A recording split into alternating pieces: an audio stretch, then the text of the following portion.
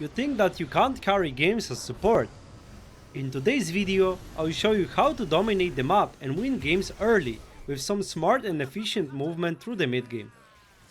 Few weeks ago I had a video on my channel on how to end the games if everyone wants to farm. In that game we had way better late game and all we had to do was to farm it up and not feed, go to the late game and just win it. This video, however, will be about reverse situation, how to win games fast without the risk of losing it in the late game. I know that some people will say, bro, this won't happen in my bracket. While I understand the logic behind it, the goal of this channel is to help you improve.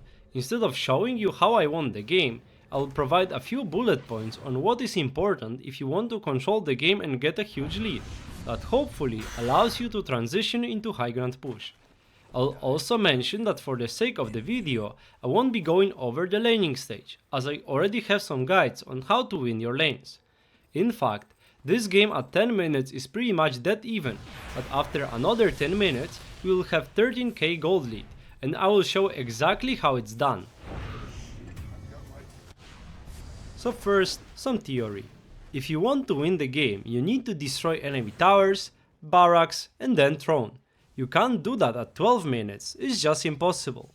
However, with a certain timing around 20 to 25 minutes, Aegis and enough items, you can actually destroy the enemy team and eventually push for a victory. In the laning stage, it's usually very hard to be both efficient yourself and also deny enemy farming, but in the mid game, between 10 and 20 minutes, your goal is to get as big of a portion of the map as you can, farm it, and also deny enemies from farming there. If you do that, you will probably grow a good lead that you can possibly transition into getting objectives. Today, I'll show you exactly how to do it efficiently and what are the important things you need to secure in order to win your games. For the start, I want you to look at the lineups. Morphling and Tinker are very greedy cores that want to farm up and not force fights. That leaves Timber as their playmaking core. In order to grow a map and gold lead, you need to both take over the enemy side of the map and also deal with heroes that are able to fight you back for the space. This is exactly what their Timber is supposed to do. Both Tinker and Morphling won't be looking to fight us, but rather dodge, and it's on us to make sure they don't have enough space to farm with both heroes. For that reason, we will try to shut Timber down, as then enemies will have nobody to fight back. Even if that means Morphling and Tinker get to farm a bit now, shutting down their only Snowball hero will mean he's going to be useless in the mid game. For that reason, we will use a smoke on Timber and then kill him. Notice how most of the times you would like to push out the mid wave and then go for a smoke. That way it's more efficient as enemies have to react to the mid wave. I made a video on pushing out waves, you can see it on the top right. After we get a kill, we are setting up for top push with Catapult. Dazzle is being efficient by getting his level 6 on the mid lane, and that means my mid laner, with a blink and a rune that we secured, is able to play on the map. We also know that Timber is likely to TP back there, so hovering around this area is good. What is the most important though is getting triangle control. If you control enemy triangle, you not only deny them farm, but it is also a great base for you to play aggressively.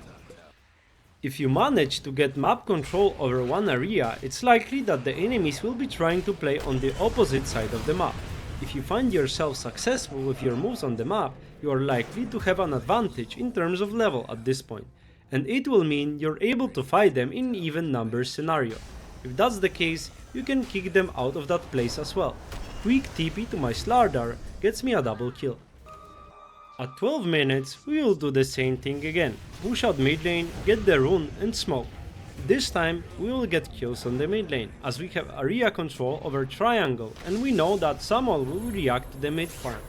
This smoke will allow us to get 3 kills, and you can see how magic can happen in 3 minutes. I would like to pause the game right there and show you what difference in terms of the map the last 3 minutes have made. From a dead even game, we suddenly have a 4k gold lead. We gave T a tower, kill on a Timber and all the space she needs.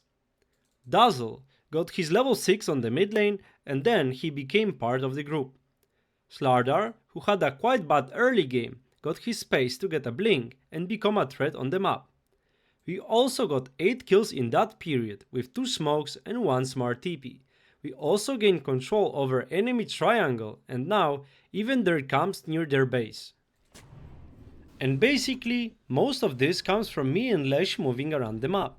It's easy to say that it's quite hard to win games as support, but as you can see, one core that you can move around the map with a smoke into the right places will mean you are very likely to completely dominate the map in a very short period of time.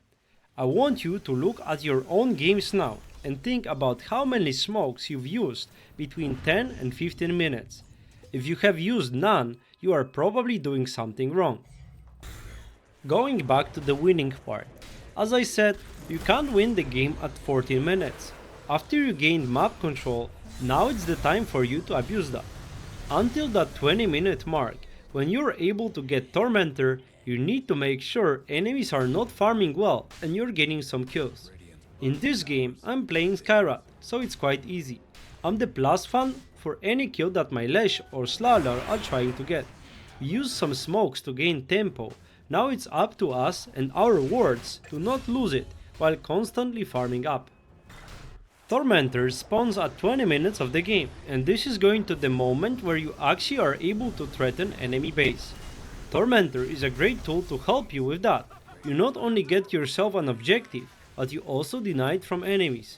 You won't be finding yourself in a situation where you're sieging into tier 2 tower while enemies are getting a free shard to help them recover. After you get it, you have few options. Generally, you should aim to push at least every tier 2 tower with Aegis, but sometimes you will be able to just get Rosh and then go high ground. For that, as support, I suggest getting items like Solar Crest. It's probably the best pushing item in the entire game, as long as you have a core that deals damage to towers. It not only gives them barrier and attack speed, but also has a way better cast range than other support items, and that way you're safer while pushing. This game I opted for Aghanim's, as it helps me secure the mid-game fights.